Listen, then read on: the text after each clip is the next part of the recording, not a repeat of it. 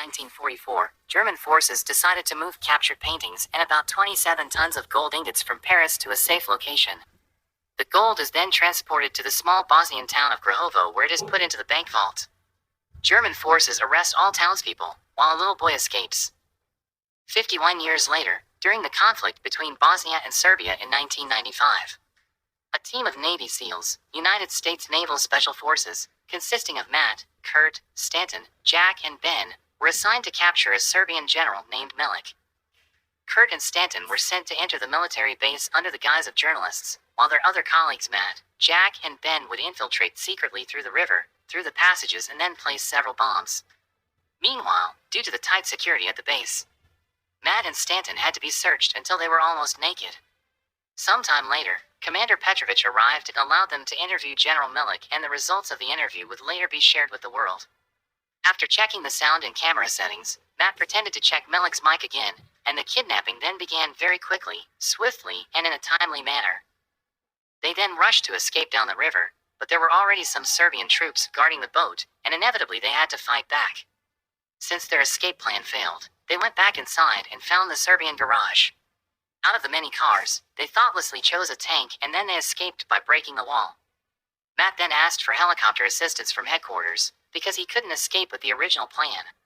But unfortunately, the request was rejected, because it was too dangerous, and they finally had to try to find their own way out.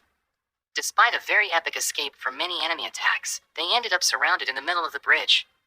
Matt then told Jack to shoot the bridge railing, as the only way to escape was through the river. Eventually, they all managed to escape by slipping through the water. Matt and his friends managed to subvert and seize the enemy boat. A moment later, their headquarters responded to their request, stating that the pickup point back to the headquarters would be changed. They finally arrived at the U.S. frontline base in Bosnia and were greeted by Admiral Levin. However, there was not even a word from him, and he only showed a look of restrained anger. The next morning, Matt and his friends were called into Levin's room, and they were all reprimanded by Levin. The mission was supposed to run in secret and without a single witness, but instead they hijacked a tank and killed many troops, even to the point of destroying almost half of the city.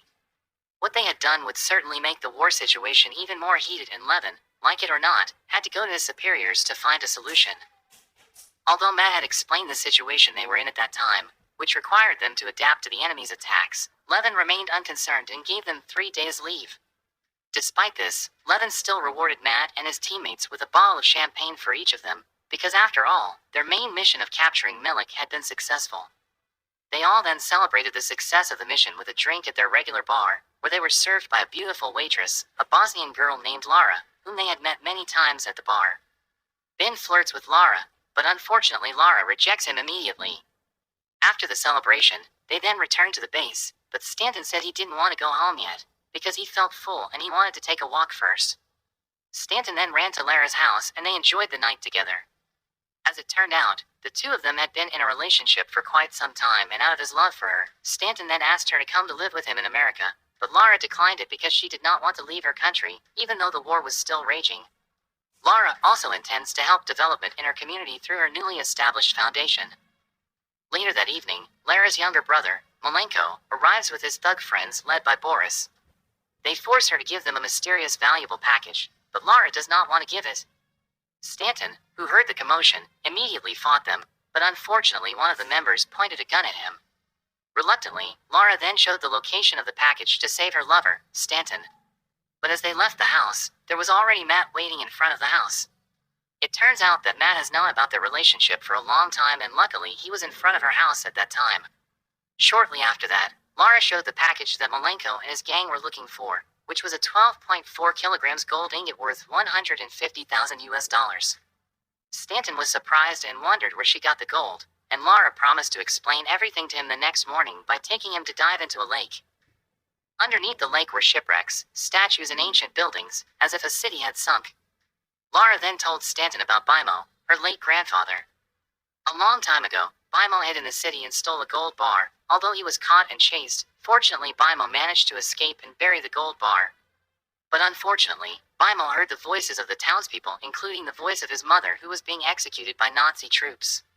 Shortly thereafter, Bimo met a soldier from the Bosnian partisans who intended to avenge the Nazi atrocities by blowing up the dam and drowning the entire city of Grahovo. After arriving at a hill, the partisan commander gives a bomb detonator to Bimo as an act of revenge for his mother's death. After that incident, the existence of the city of Grahovo was increasingly forgotten, but not for Bimo, who tried to tell it to the local residents. But no one believed the nonsense story. So Lara asked Stanton and his friends to help the people of her country to rise from the war with that treasure. Stanton then explained Lara's plan to his friends, and according to Bimo's story, there were approximately 2,000 gold bars down there. If each bar is $150,000, the total is $300 million. However, Matt was not sure if this mission would be possible, as the lake was in the middle of the enemy territory, and the location of the treasure was 46 meters underwater, which would require a full set of equipment to dive in and bring out all the gold ingots. Moreover, the information was only based on her late grandfather's story, and such a mission would be very risky. Lara also said that she could not guarantee the success of the mission, but she was sure that the gold really existed, and she showed her seriousness to help the Bosnian people with the treasure. Lara promised to divide the gold equally, half for Matt and his teammates, and the rest for the Bosnian people. After much deliberation, Matt finally agreed to help her, even though this mission was a covert mission and could endanger his crew. Matt felt this was a once-in-a-lifetime opportunity to help the Bosnian people without going to war. The strategy began to be prepared. Stanton explained that according to Bimo's story, the gold was stored in a vault in a bank, and he had seen that vault while diving with Lara. Jack was then assigned to find out the type of steel of the cabinet based on the serial number that Stanton saw. Then they assemble a welding machine from the flea shop of Lara's acquaintance, and they have to trick a truck driver at the base into lending them a truck without a permit. They did it all because this was a secret mission. After getting some of the equipment they needed, Matt, Stanton, and Lara headed to the lake to put some of the equipment by the lake, but when they got there, they saw a Serbian troop ship on patrol, and they then immediately went to hide. Fortunately, the enemy did not find them. After taking Lara home, Stanton and Matt then returned to the base, but unfortunately Lara's gold bar had been taken by Boris from her house. Once the diving equipment, welding tools, and vehicles were ready, it was just a matter of finding a solution on how to get the treasure out of the lake. Because surely those gold bars are very large and heavy, plus the Serbian army is patrolling the lake every 35 minutes. Ben then explained his theory. They would wrap the gold in a cargo net, then tie the ends of the net to a cargo parachute that was opened in the water. Then air would fill the inside of the parachute and the gold would be lifted to the surface of the water. However, Ben was still at a loss as to how they would get the treasure from the surface of the lake to the shore. Jack then came up with the idea. He would contact his two friends, Rainey and Detroit, who were good at piloting a helicopter. The two of them would then be told where the drop and pickup location on the lake was. Jack then promised $1 million for both of them, so that they would not leak this covert mission to anyone. However, their mission did not go according to what they had planned. Because this lake was in Serbian territory, and seeing an enemy aircraft coming, Serbian soldiers then launched an attack on their helicopter. Elsewhere, due to the chaos of Milik's kidnapping incident, Commander Petrovic continues to hunt Matt and his friends down, especially after he saw Jack's helicopter on the lake. Petrovic and his men then traced their whereabouts, until he finally caught Boris and his friends while they were carrying the gold. Petrovic then gets information about the treasure in the lake. We are back at the United States Army headquarters. Levin called Matt and his team into his room to explain the results of the discussion with his superiors. Levin knew that Petrovic was hunting the five of them because of the Milik kidnapping incident, so in order to avoid further complicated conflicts, Matt and his team were told to relocate to Mannheim, Germany. With great reluctance, they then began to pack up their belongings and prepare to leave within the next 36 hours. They also canceled the mission to retrieve the treasure, because they're running out of time. While enjoying his drinks, Ben came up with a new idea to build a water dome using a church bell found in the lake. The bell would be filled with oxygen and would serve as a temporary base during their diving missions. The idea would definitely cut more time, as they wouldn't have to go back and forth to the mainland every time they ran out of oxygen. According to Stanton's estimation, by implementing Ben's idea, the mission would take approximately 8 hours, and they would still be able to return to Mannheim on time. However, when they were about to leave for their mission, Rainey and Detroit said that they couldn't take them that night. Instead, they would pick them up when the mission was over the next morning. Fortunately, Stanton and Jack were good at twisting and turning and managed to trick the transport plane pilot into taking them to the lake. Meanwhile, Lara had also gotten ready and headed for the lake. Elsewhere, Petrovic, who is still hunting Matt and his friends, finally arrives at Lara's house and takes her brother Malenko hostage. After searching the house, Petrovic finds a diving suit and a map in Lara's room. He eventually learns where she, Matt, and their friends are. Petrovich and his troops then headed to the lake. Meanwhile, at the headquarters, one of the soldiers notifies Levine about Jack, Rainey, and Detroit, who are discussing a secret mission. Levin then calls Rainey in Detroit to his office to dig up information about what Matt and his friends are doing. At first, Rainey didn't want to confess and Detroit just kept quiet, but under the threat of being fired by Levine, Rainey was forced to tell the truth. It turns out that Ben's idea of a water dome proved to be a good one, and they managed to create a temporary base inside the church building, supplemented by planks of wood from the surface that Lara had brought along for support. The next step was to drill through the walls, then destroy the vault and finally collect the gold.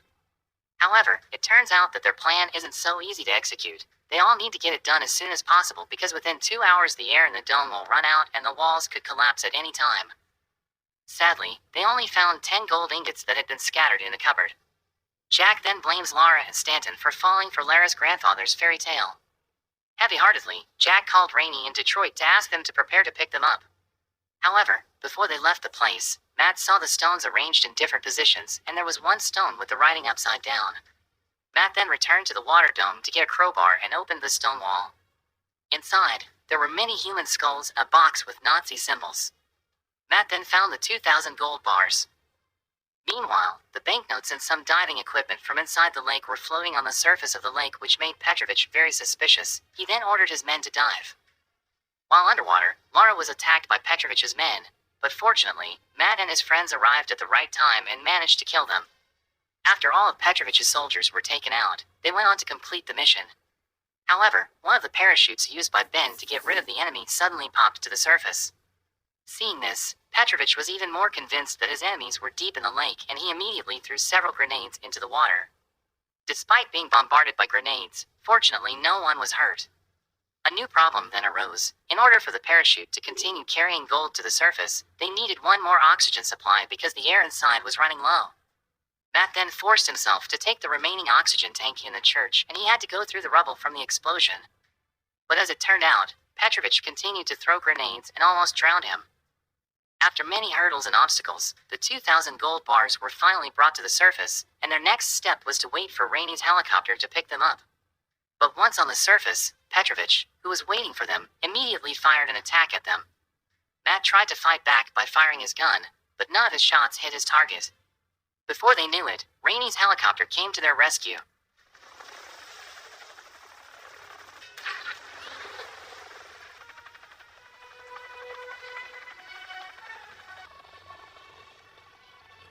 Admiral Levin was generous. He sent Rainey to pick them up, but still, he was furious, as this was the first time in the Navy SEALs history that a civilian had gone on a mission. Levin also asked him to explain how this mission could happen without his knowledge. Matt then explained that the gold would be used for the development of the Bosnian people after the war. Even so, Matt and his troops have still violated many of the Navy SEALs' codes of conduct for carrying out covert missions. In the end, Levin did not punish them, because they had also finally completed one of the main missions, which was to find and kill Petrovich, as well as their great achievement in obtaining so much gold. Levin then announced their achievement to the public and explained that the gold bars were stolen by the Nazi regime 50 years ago, and they would be returned to France. Lara was also awarded a Medal of Honor for her service in this mission. Instead of saying the actual total price of the gold was $300 million, Levin announced that the gold to be given to France was only $150 million, because it turned out that Levin had asked his brother-in-law, who was an expert in finance, to pass the remaining $150 million and distribute it in the form of checks for Matt and his team. Each of them got $3,800, but Lara got $149 million. They just smiled when they saw the amount of the checks they got, and finally they gave all the checks to Lara, because the treasure was not theirs after all, and it would be more appropriate to use it to help the Bosnian people. Deeply moved, Lara thanked them all, and to celebrate this success, Lara would treat Matt and his friends to a party at her bar.